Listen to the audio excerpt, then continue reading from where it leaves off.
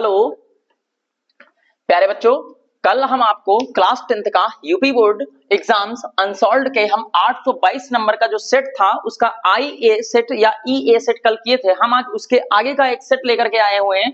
कल आपका एग्जाम्स है और हम आपको जो भी वैकल्पिक क्वेश्चंस कराए जाएंगे आप उनको आसान तरीके से करिएगा। देखिएगा इस टाइम पर आज हम आपको अभी आप फ्री हो जाइएगा और आपको हम आज ऑनलाइन क्लास लगभग 1.5 से 2 घंटे में करवा देंगे। तो आप सब लोग अपना ध्यान दीजिएगा और अपने हिसाब से क्वेश्चंस को करते रहिएगा, ठीक है। चलिएगा देखिएगा कल हम आपको इसके आगे के क्वेश्चंस वैकल्पिक क्वेश्चंस करवाए थे, एमसीक्यूज वाले जो क्वेश्चंस आते हैं उसके आगे का करवाए थे।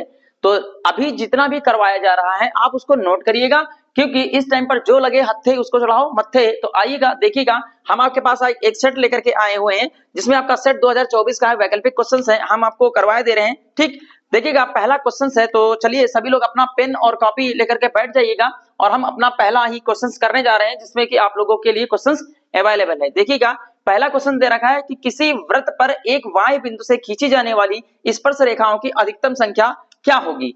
पहला ही क्वेश्चन है आपके पास, कह रहा है क्वेश्चन किसी वृत्त पर एक वाह्य बिंदु से खींची जाने वाली स्पर्श रेखाओं की अधिकतम संख्या क्या हो सकती है। तो देखिएगा हम क्या करेंगे, एक यहाँ पर सर्किल बना लेंगे हम लोग, ठीक, और इसका मिड पॉइंट पर हम क्या कर लेंगे, कोई बिंदु मान लिया कि ये कोई बिंदु O है और इसी के वाह्य बिंदु एक इसी के जस्ट सामने हम बिंदु बना लेते हैं यहाँ पर, और इस बिंदु को हम क्या रख देते हैं, बिंदु P का नाम दे देते हैं। ठीक, फिर से देख लीजिएगा किसी वृत्त पर एक वाह्य बिंदु से खींची जाने वाली स्पर्श रेखाओं की अधिकतम संख्या क्या होगी। हमें क्या करना रहेगा, हम एक सर्किल को खींच लेंगे, इसके मिड पॉइंट को हम O से डिनोट कर देंगे और उसके बाद में इसके जस्ट सामने ये हमारे पास वाह्य बिंदु है, क्योंकि उन्होंने वाह्य बिंदु के बारे में बताया है इसलिए हमने इसको वाह्य बिंदु कर दिया है, आउटर पॉइंट मान लिया है। अब इन्होंने ये कहा है कि इससे खींची जाने वाली स्पर्श रेखाएं, इस गोले को स्पर्श करने वाली ऐसी कितनी रेखाएं होंगी। तो देखिएगा अगर हम इस गोले को यहां से कुछ खींचे, रेखा इस रेखा से खींचते हुए यहां से ले जाएं, कुछ इस बिंदु पर मिला दें और यहां से चलिए देखिएगा मैंने खींच दिया है। चलिए आइएगा देखिएगा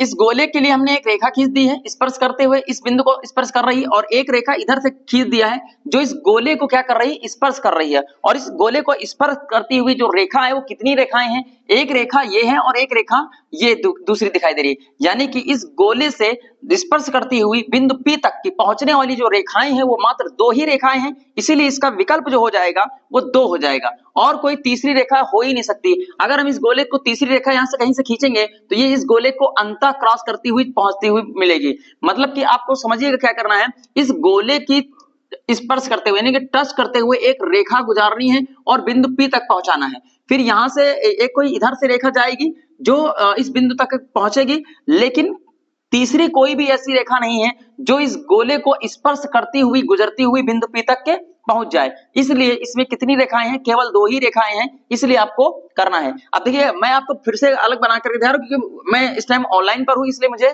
सही देखिएगा यहाँ पर एक बिंदु बनाएंगे, इसको O कर लेंगे। ठीक, करने के बाद में इसके सामने ही एक कहीं पर बिंदु हम P मान लेंगे और इसको इस गोले को टच करती हुई एक रेखा खींच देना है। यहाँ से जैसे लाइएगा तो मान के लेकर कि बिंदु P कुछ इस जगह पर आएगा और इस गोले को टच करते हुए लेकर के आइएगा तो बिंदु कुछ इस जगह पर आएगा तो बिंदु P का हो जाएगा। तो इस गोले को टच करते हुए बनाना है आपको, ठीक है। तो कितनी रेखाएं होंगी, 2 रेखाएं होंगी, एक ये, इसलिए इसके जो रेखा का मान निकल करके आएगा वो 2 निकल करके आएगा। के पास कह रहा है कि ये वाला क्वेश्चन हम आपको करवा चुके हैं, बिंदु 7, की y अक्ष से दूरी क्या होगी। तो इसमें विकल्प मान लीजिएगा, ये जो दूसरे नंबर का जो क्वेश्चन है, दूसरे नंबर का क्वेश्चन है, अगर ये 7 है, ठीक, और इसके माइनस का 3 का दे रखा है तो एक अक्ष बनाइएगा, ये हो जाती है x और ये होता है y। तो इधर देखिएगा पॉइंट बना लीजिएगा 1 2 3 4 5 6 और एक थोड़ी सी और बड़ी खींच लेते हैं हम लोग, 1 2 3 4 5 6 7 मान के लिए ये x अक्ष हो गया है, ठीक, और ऊपर तक गया हमारे पास 3 तक गया है तो 1 2 और 3। तो देखिएगा हम यहाँ पर 7 x का मान दे रखा 7 तो हम यहाँ पर 7 मेंशन कर देंगे, ठीक, और y का मान दे रखा 3 तो हम यहाँ पर y का मान कितना मेंशन कर दे रहे हैं, 3 मेंशन कर दे रहे हैं। तो हमको ये इस जगह का देखिएगा पॉइंट कुछ इस जगह से कुछ दिखाई देगा। तो आपसे दूरी पूछा है तो जितनी दूरी x से अक्ष से है उतनी ही दूरी कितनी आ रही है, 7 डिब्बे है ना, यहाँ पर 7 पॉइंट आ रहे हैं ना, तो उतनी ही दूरी y की भी होगी, इसलिए y अक्ष का जो मान होगा वो कितना हो जाएगा, 7 हो जाएगा। विकल्प देख लीजिएगा कौन सा हो जाएगा, विकल्प आपका C हो जाएगा। ठीक, तो सॉल्व करने का मेरा एक ही मकसद है, क्योंकि इस क्वेश्चन में प्रायिकता वाले भी क्वेश्चंस कई सारे पूछा, इसलिए इसको हम खास करके बता दे रहे हैं, ठीक है। चूंकि सुबह पेपर है आपका, तो आप मान ले रहिएगा। चलिए देखिएगा, तीसरे नंबर का सवाल आपके पास क्या है, ये थोड़ा सा टफ है, थोड़ा सा देखिएगा। कह रहा है कि P sin theta equal to Q cos theta is equal to है, तो आपको cosec थीटा का मान ज्ञात करना है। cosec थीटा का मान हमको ज्ञात करना है।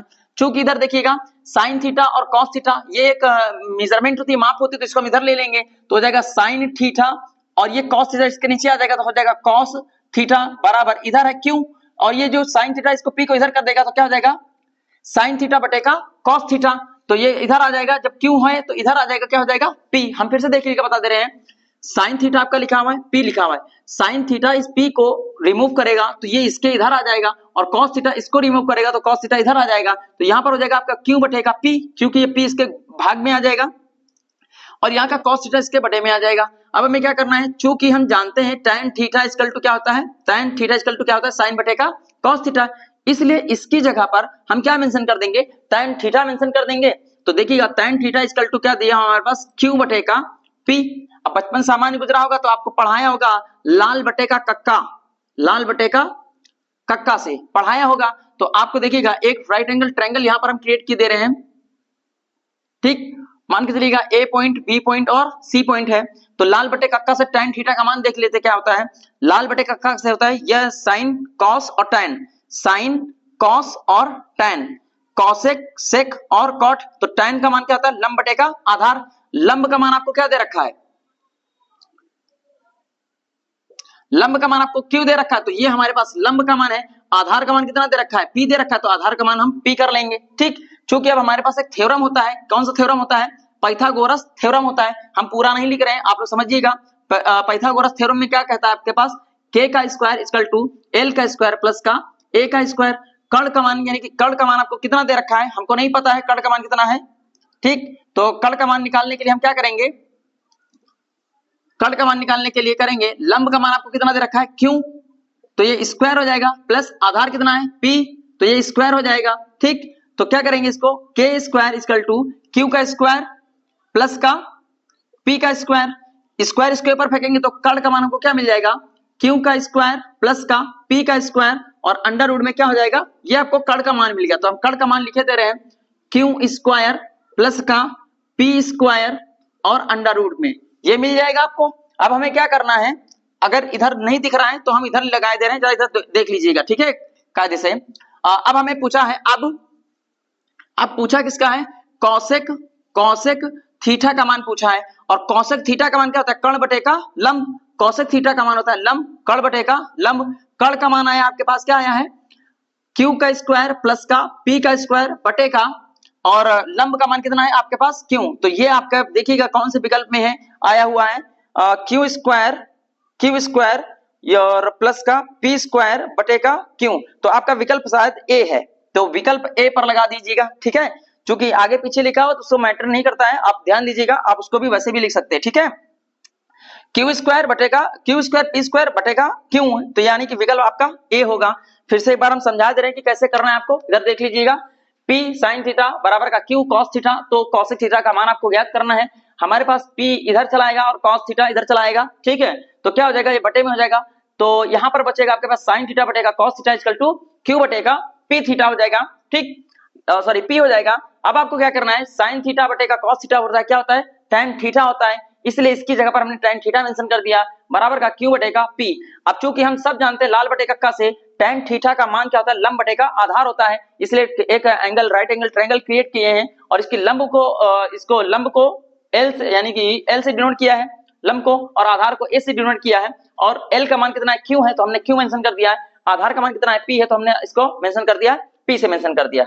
अब चूंकि हमारे पास पाइथागोरस थ्योरम होता है, कर्ण का स्क्वायर बराबर का लंब का स्क्वायर प्लस का आधार का स्क्वायर, ये हमारे पास थ्योरम होता है, तो हम क्या कर देंगे, कर्ण का स्क्वायर जैसे का तैसा कर दिया है बराबर का q स्क्वायर, l का मान कितना है q, तो q का स्क्वायर प्लस का a का मान कितना है p है, तो हमने p का स्क्वायर कर दिया है, स्क्वायरिंग खोलेंगे तो q स्क्वायर प्लस का p स्क्वायर हो जाएगा। अब स्क्वायर इसके ऊपर फेंक देंगे, ठीक है, तो इधर आ जाएगा, तो क्या हो जाएगा q स्क्वायर प्लस का p स्क्वायर, ये हमारे पास कर्ण का मान मिल जाएगा। और कर्ण का मान जब आपको मिलेगा तो आपको क्या करना है, हमसे पूछा है cosec थीटा पूछा है, तो cosec थीटा इक्वल टू क्या होता है, कर्ण बटे का लंब। कर्ण का मान आपने निकाला है क्यू स्क्वायर प्लस का पी स्क्वायर बटे का लंब का मान कितना है क्यों, यही आपको विकल्प में दिया हुआ था। ठीक है, चलिए नेक्स्ट क्वेश्चन देखते हैं, जल्दी जल्दी करते हैं ताकि 20 क्वेश्चन और भी हमें इसके बाद में कराना है। ठीक, अभी आपको ये जो भी है आपको थोड़ा सा मिल जाएगा आपको वीडियो, ठीक, आप उसमें पढ़ते रहिएगा और क्या कहते हैं थोड़ी देर के बाद में हम आपको फिर से अवेलेबल करवाते हैं। ठीक है, चलिए देखिएगा नेक्स्ट क्वेश्चन है आपके पास, यदि 3x स्क्वायर प्लस का 5q माइनस का q हो तो आपको पता करना है। देखिएगा सवाल है आपके पास 3x स्क्वायर प्लस का 5x माइनस का q इज इक्वल टू 0 है, तो आपको इसको मान ज्ञात करना है, यानी कि निकालना है, आपके मान ज्ञात करने हैं। तो आप देखिएगा क्या होगा, कह रहा है कि मूल बराबर है तो q का मान ज्ञात कीजिएगा। अगर मूल बराबर है तो मूल बराबर होने के लिए सूत्र होता है d बराबर का 0 और d के सूत्र क्या होता है अस्तित्व के लिए b स्क्वायर माइनस का 4ac होता है। d की जगह क्या रखेंगे 0 बराबर b का मान आपके पास क्या दे रखा है 5, तो 5 का स्क्वायर कर देंगे माइनस 4 गुणे a का मान है 3 और प्लस का c का मान कितना है माइनस का q है। ठीक, तो इसको करेंगे 0 इक्वल टू 5 5 25 माइनस का 4 3 12 माइनस का q, यानी कि प्लस का क्या हो जाएगा 25 सॉरी 4 3 12 12 q हो जाएगा 12 q हो जाएगा। ठीक, 25 इधर आएगा कैसा हो जाएगा माइनस का, तो माइनस का 25 इक्वल टू 12 q इसको क्रॉस करेगा यानी कि इसको रिमूव करेगा तो क्या हो जाएगा माइनस का 25 अपॉन का 12 इज इक्वल टू q। आपसे q का मान ही पूछा है, पता कर लीजिएगा कौन सा विकल्प है इसमें, माइनस का 25 बटे का 12, तो आपका विकल्प हो जाएगा कौन सा, ए विकल्प हो जाएगा आपका इसमें से। ठीक है, एक बार फिर से समझ लीजिएगा क्या क्या है क्वेश्चंस में। क्वेश्चन आपसे कहा है 3x स्क्वायर प्लस का 5x माइनस का q बराबर 0 है, अगर इसके दोनों मूल बराबर है तो आपको पता करना है कि q का मान क्या हो सकता है। तो हमारे पास हमको नहीं पता है, हम इतना जानते हैं कि d बराबर 0 तभी होता है जब दोनों मूल बराबर होते हैं। तो हमारे पास सूत्र होता है विविक्तीकर का सूत्र होता है d equal to b square minus का 4ac, ये आपके पास सूत्र होता है। अब देखिएगा b की जगह पर क्या रखेंगे 5, तो b की जगह पर हमने 5 रख दिया, माइनस 4 लिखा हुआ है, सूत्र में 3 लिखा हुआ है, हमारे पास a का मान 3 है और c का मान कितना है माइनस का q है। 5 का स्क्वायर करेंगे तो 25 आएगा, ये माइनस और ये माइनस आपस में मल्टीप्लाई कर लेंगे तो क्या हो जाएगा 4 3 12 और प्लस का मल्टीप्लाई कर लेंगे। ठीक है, तो अब इधर देखिएगा यहाँ पर कूड़े का साइन लगा दीजिएगा। अब देखिएगा 4 3 12 वो भी माइनस माइनस प्लस हो जाएगा, 25 प्लस में था इधर आएगा कैसा हो जाएगा माइनस में 12 हो जाएगा, 12 क्यू बचेगा, क्यू इसको रिमूव करेगा तो आएगा 25 बटेगा 12, वो भी माइनस में आएगा, इसलिए विकल्प कौन सा आपके पास हो जाएगा ए वाला विकल्प। क्या कहता है आपसे क्वेश्चन आपसे कह रहा है कि समांतर श्रेणी है आपके पास, समांतर श्रेणी का एक पद है आपके पास 62 है और एक है 59 है, कामा एक डॉट डॉट डॉट डॉट करके फिर 7 है, फिर है आपके पास 10 और आपसे पूछा 11वां पद पूछा है आपसे, तो हमें कुछ नहीं करना है, बहुत इजी क्वेश्चन है। देखिएगा क्या क्या है इन्होंने, देखिएगा समांतर श्रेणी का सबसे पहला पद दिया हुआ है, लिखा हुआ है प्रथम पद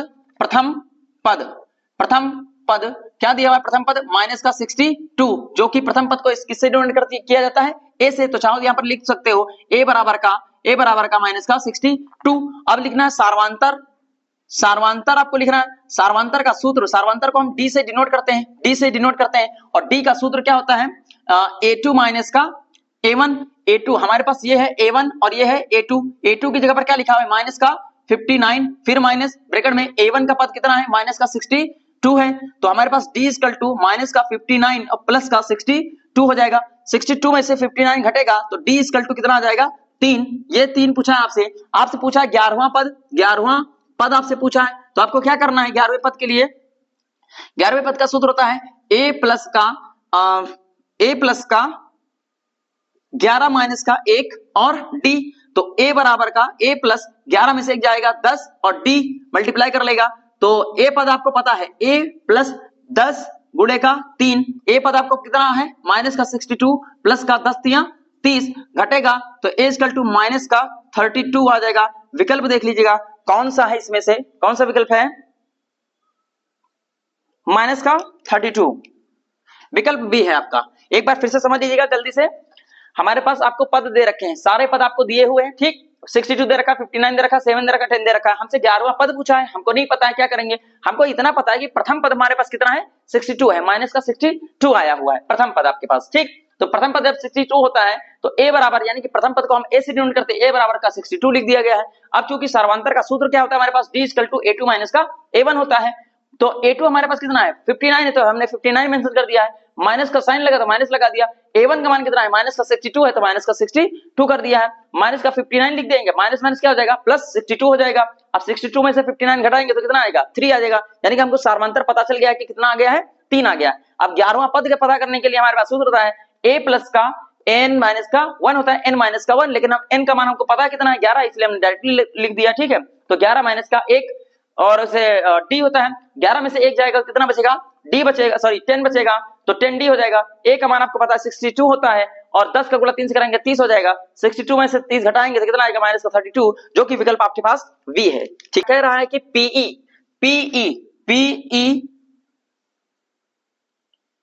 PE आपको छोटे ब्रैकेट में दे रखा, तो चलिए छोटे ब्रैकेट में लिख देते हैं। PE बराबर दे रखा है आपके 0.05 दे रखा है, और आपसे ज्ञात करने के लिए कहा है PE डैश या फिर नॉट कह सकते हैं, ठीक है। इसका मतलब प्रायिकता संभव है, इसका मतलब प्रायिकता नहीं है। इसका जब भी कभी डैश लगा हो इसका मतलब प्रायिकता नहीं होती है, और जब भी कभी ई लिखा होगा तो इसका मतलब प्रायिकता हो सकती है। मतलब समझिएगा कि जैसे एक थैली में 4 या 5 रंग की गोलियां हैं, उसमें आपसे पीला रंग पूछ ले, अगर उसके अंदर है तो प्रायिकता होगी, अगर पीली रंग ही नहीं है तो प्रायिकता नहीं होगी। अभी हम आपको आगे के क्वेश्चन में समझाते हैं, पहले इसको देखिएगा। ये वैकल्पिक क्वेश्चन है आपके पास, पीई बराबर दे रखा है, यानी कि प्रायिकता होने की संभावना कितनी दे रखी है, ई 5 0.5 दे रखी है, ठीक है। और प्रायिकता नहीं होने की संभावना आपको ज्ञात करना है, तो लिखेंगे हम जानते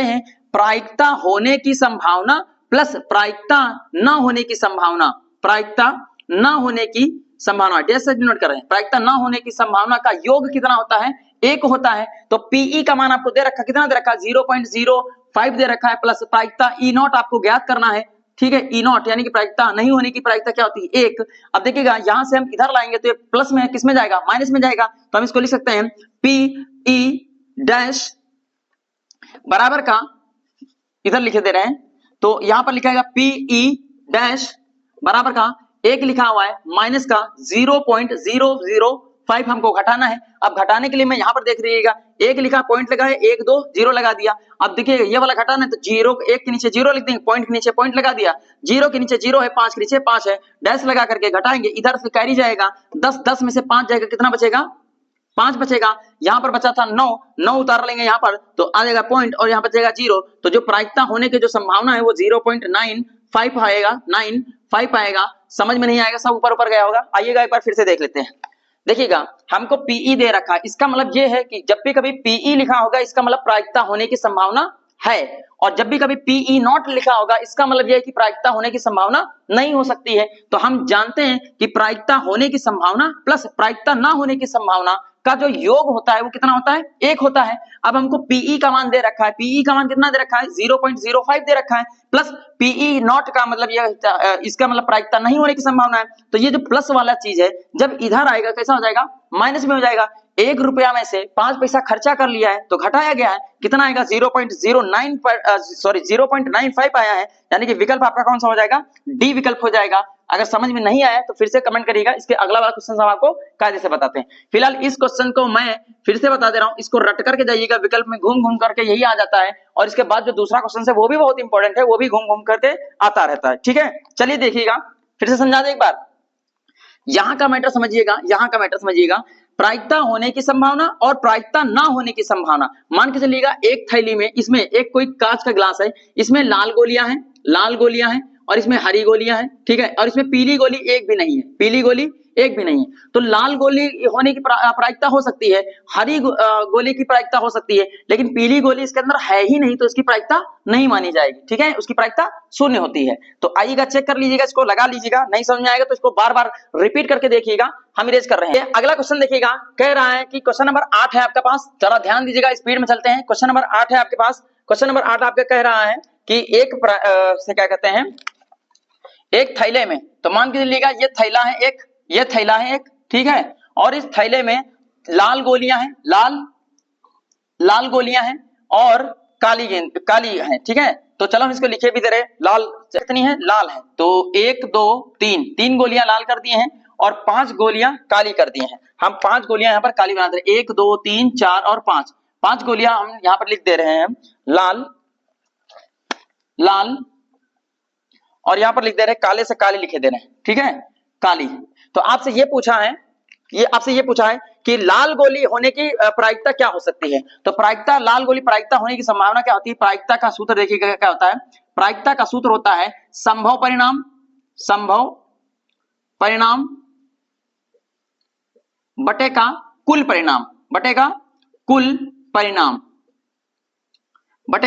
कुल परिणाम, तो संभव परिणाम में देखिएगा लाल गोलियां कितनी हैं, 3 हैं, और काली गोलियां कितनी हैं, काली गोलियां हैं 5, तो 5 लिख देंगे। कुल परिणाम यानी कि 5 में 3 जोड़ेंगे कितना हो जाएगा 8, यानी कि इसके अंदर कितनी गोलियां हैं 8, कुल 8 गोलियां हैं। अब आपसे जिसका पूछा है वो संभव परिणाम होता है। पूछा किसका है, लाल गोली होने की प्रायिकता क्या हो सकती है, तो लिख लेंगे लाल